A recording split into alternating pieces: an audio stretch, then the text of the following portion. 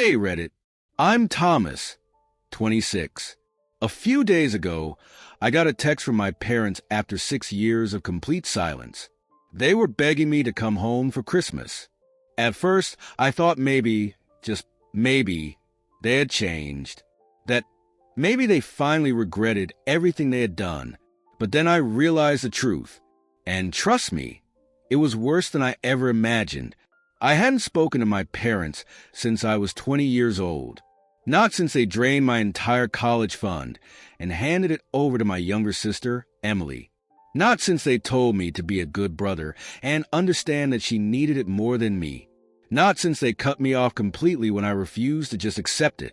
I was supposed to disappear quietly, to work dead-end jobs while Emily got everything handed to her, to act like my own future didn't matter.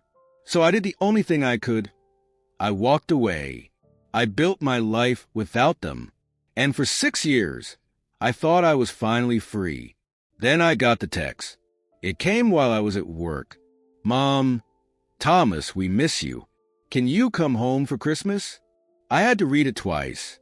I actually laughed, because this had to be some kind of sick joke, right? I didn't reply. I shoved my phone in my pocket, kept working, kept my head down. But that night, as I sat alone in my apartment, staring at my half-eaten dinner, something nagged at me. Something bothered me. So, against my better judgment, I opened Facebook. And the first thing I saw made my stomach drop. A post from my mom.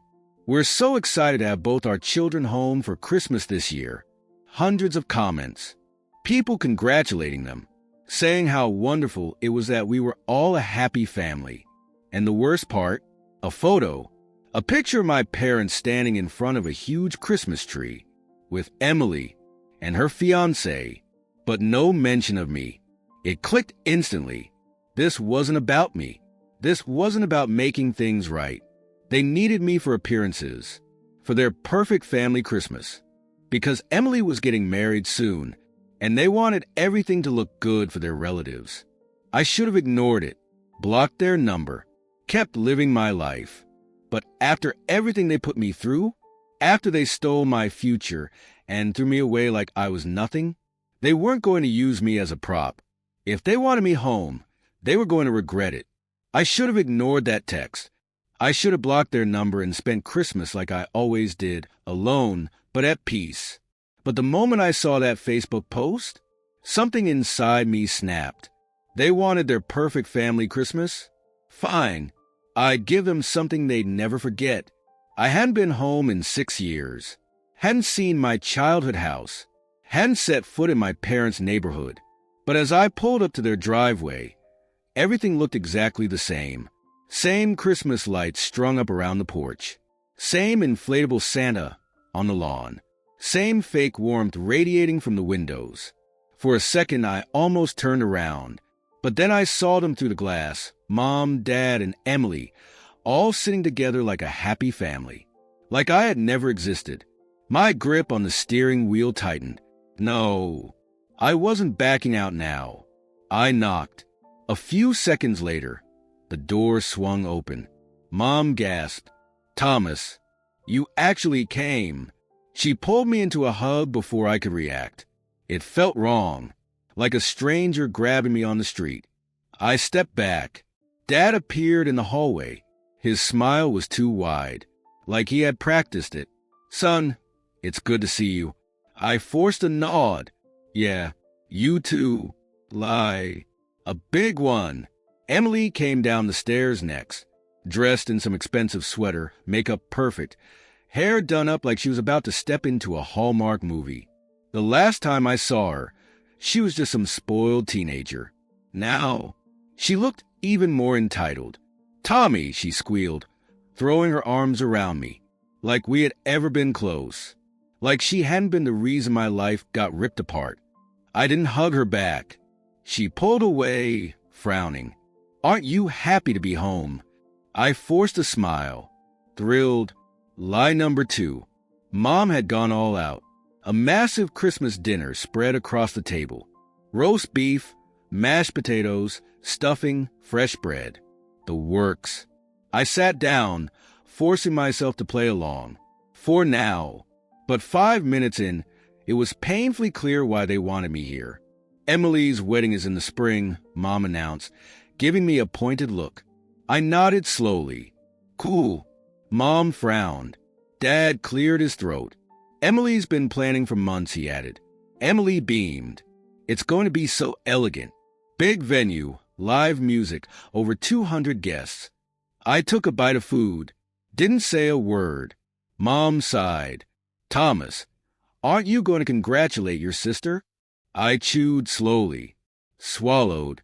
Then, sure. Congrats, Emily. Hope your fiancé's parents paid for it, because we both know Mom and Dad are broke. It was instant. Emily's smile froze. Mom's hand tightened around her fork. Dad's jaw clenched. I leaned back in my chair. What? No warm thank you for the guy whose future you stole. Mom exhaled sharply. Thomas, let's not ruin Christmas. Right? Wouldn't want to ruin the fake family image, huh? Dad slammed his fork down. That's enough. But I wasn't done. Not even close. I looked straight at Emily. You ever feel guilty? She blinked. About what? I laughed. Loud. Cold. Oh, I don't know. About the fact that you took everything that was meant for me. My college fund. My future. Emily rolled her eyes. Thomas, you act like I stole it. Mom and Dad made a decision. It wasn't my fault. My blood boiled. I turned to my parents. You know, you could have split it. You could have helped us both. But no. You gambled on Emily. And guess what? I bet you didn't think I'd actually make something of myself. Mom's face turned red. Thomas, that's not fair. I smirked. Oh, it's not?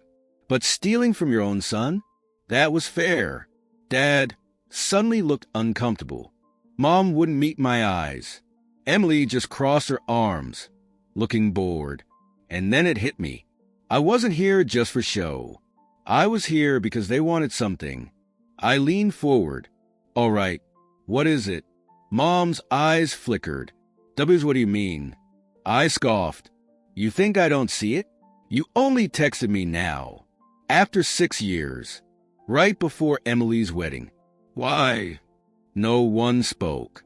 Then Emily huffed. Fine. We wanted to ask if you'd help pay for the wedding. I laughed. Actually laughed. Loud. Hard. Until my stomach hurt. Then, you're serious? Mom shifted uncomfortably. We thought, since you have a good job now, you might want to help your family. I wiped a fake tear. That's funny. Because last time I checked, you weren't my family anymore. Dad's hands balled into fists. Thomas, enough. I stood up. You want money? Ask Emily's in-laws. Ask the people you actually care about. Because you sure as hell aren't getting a damn cent from me. I grabbed my coat. Emily gasped. You're leaving? I looked at her. Yeah, and guess what? You can block me again, because I don't care. Mom's voice broke. Thomas, please. I shook my head. You made your choice 6 years ago. Now I'm making mine. Then, without another word, I walked out the door, and I didn't look back. I should have felt satisfied walking out of that house. After 6 years of silence, I finally told them the truth to their faces. I made it clear that I wasn't their backup plan, their walking wallet, or their punching bag. And yet, as I drove away, gripping the wheel so hard my knuckles turned white, I couldn't shake the feeling that it wasn't over. Not yet. When I got back to my apartment, I felt exhausted, drained in a way that sleep wouldn't fix. I dropped my bag by the door and collapsed onto the couch. For a second, I let myself breathe, let myself believe it was finally done. Then my phone buzzed. I should have ignored it, but I didn't, and that was my mistake. Mom, Thomas, please, can we talk? I stared at the message, shook my head. Then another one. Mom, we never wanted things to be this way. Mom, your father's upset. He just doesn't know how to say it. Mom, we still love you. I laughed bitterly. Love? No. This wasn't love. This was guilt tripping. This was them realizing they had nothing left to hold over me. Then the final message came through. And this one made my blood run cold. Mom, if you're not going to help with the wedding, at least come say goodbye to your father. He's not well, Thomas. My jaw clenched. There it was, the emotional blackmail. I had been waiting for it. For the first time in years, I hesitated. Because if my father was actually sick, if something was really wrong, would I regret not going back? Would I let my anger get in the way of saying goodbye? I ran a hand down my face. I knew what they were doing. I knew it was probably just another trick. But still, what if it wasn't? So, against every ounce of logic in my brain, I got back in the car, and I drove. Straight back to the house. I swore I'd never step foot in again. When I knocked, the door opened instantly. Mom looked tired, like she had been crying. She stepped aside. Come in, Thomas. I walked inside. The house felt different. Quieter, darker. Something was off. Mom led me to the living room. And there he was, Dad, sitting in his armchair, staring at the fireplace. For the first time since I got back, he looked old. He turned to me, expression blank. You came. I swallowed hard. Yeah, Mom said you weren't doing well. A beat of silence. Then, Dad frowned. I'm fine. The words were sharp, like he was annoyed by the suggestion. And that's when it hit me. Mom lied. She used his health as an excuse to drag me back, to make me feel guilty. Rage boiled in my chest. I turned to her. You lied to me? She stiffened. Thomas, I laughed, shook my head. Of course they do this. I turned to leave. But then, Emily stepped into the room. And the second I saw her, I knew this wasn't about Dad. This wasn't even about family. This was about her. Emily crossed her arms. So, are you going to be reasonable now? I stared at her. What the hell are you talking about?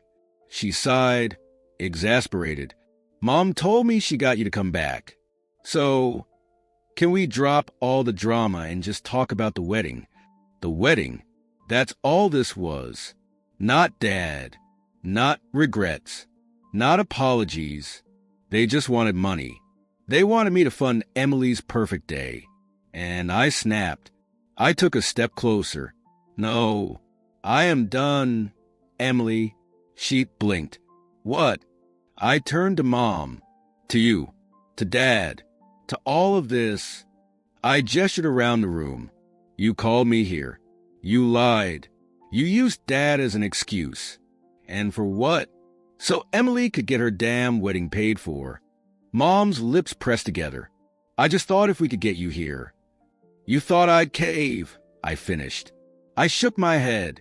I don't owe you anything. Not after what you did to me. Emily scoffed. You're so dramatic. You have money. You could help if you wanted to. I clenched my fists. Oh, I have money? You mean the money I earned without any of you? The money I made while you were busy spending my college fund. She rolled her EY. You're so bitter. I let out a cold laugh. And you're entitled. I stepped back. I'm done. Mom gasped. Thomas. B. And this time, I wasn't coming back. I blocked their numbers the second I got home. Deleted every text, every email, every single reminder of them. And for the first time in years, I felt free. No more guilt. No more obligations. No more being used. They made their choice. Now, I made mine. And honestly, it was the best decision of my life. I should have known it wouldn't be that easy. I should have known that people like my parents and Emily don't give up just because you tell them to. That night, I slept better than I had in years. No anxiety, no guilt, No weight of family expectations crushing me. But when I woke up, that peace was gone because my phone was blowing up. Blocked numbers don't mean anything when people can just use a different phone. And my family, they were determined. First, it was my mom. Mom, Thomas, please, let's just talk. Mom, we love you. We just want to fix things. Then my dad. Dad, this is ridiculous. Family is family. You don't just turn your back on us. And then the worst one, Emily. Emily, you're being so selfish. I hope you know that. Emily, I bet you love knowing you're ruining my wedding, huh? Emily, fine. Stay out of my life. Just know that when you finally regret this, it'll be too late. I sat there, reading every message, feeling absolutely nothing, because I knew the truth. This wasn't about love. It wasn't about fixing things. It was about control. And they had just realized they lost it. I was done. Completely, utterly done. But they weren't. Because later that day, someone showed up at my apartment. And when I opened the door, I wasn't even surprised. Mom stood there, looking pitiful. Like she'd been crying for hours. Like she was playing the role of the heartbroken mother who just wanted her son back. And honestly, I was sick of it. She stepped forward. Thomas, please. I held up a hand. Stop. Just stop. Her lip quivered. I just want us to talk. I crossed my arms. You want to talk? Fine. Let's talk. But before you say a single word, I need you to be honest. She swallowed. I cut her off. Why am I here, Mom? Why did you really want me home for Christmas? She hesitated. Then, finally, because we missed you, I laughed. Loud, sharp, cold. Try again. Her face twisted. Because we wanted to fix things. Wrong answer. Her jaw clenched. Then, finally, the truth slipped out. Because we needed your help. There it was. The real reason.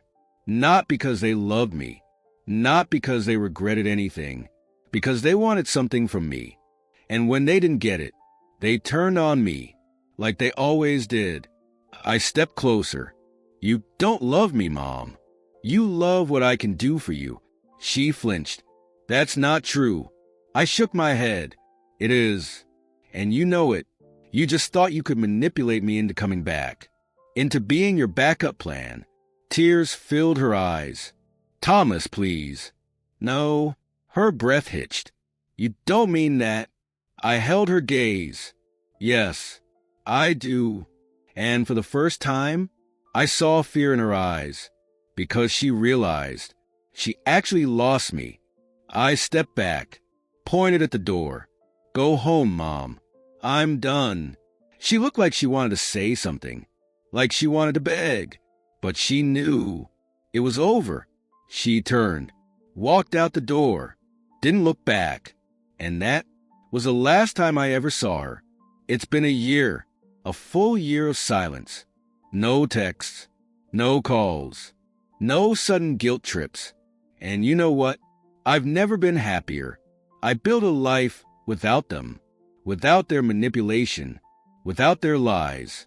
And for the first time in my life, I feel free, truly, completely free. And honestly, that's the best decision I've ever made.